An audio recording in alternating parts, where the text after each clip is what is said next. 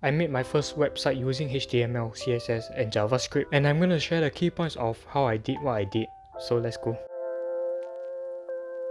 This website is a portfolio from my school project, where I show what I learned during my content creation journey for my future business. I must have a portfolio for the project, and at the same time I learned web programming, so why not make a portfolio from scratch?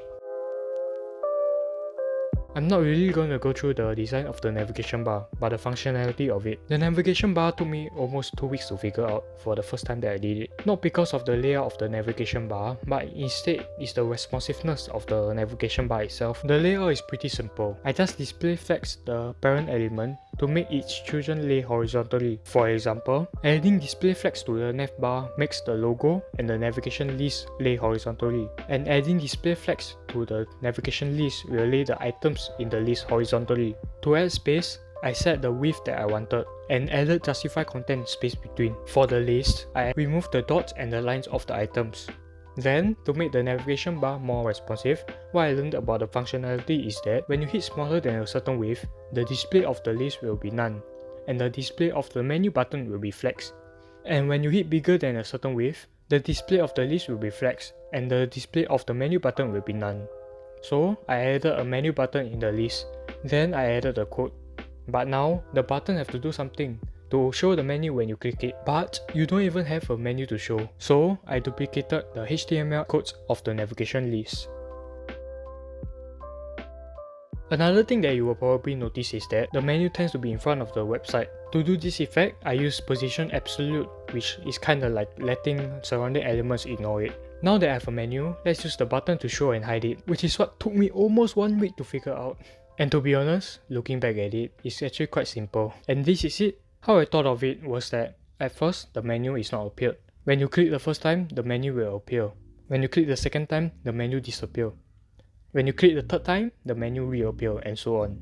So, when the number of clicks is not even, the menu will appear. And when the number of clicks is even, the menu will disappear. Which is what the code does. Which also made me kind of a genius, not gonna lie. So these are roughly how I did the navigation bar, the key points at least.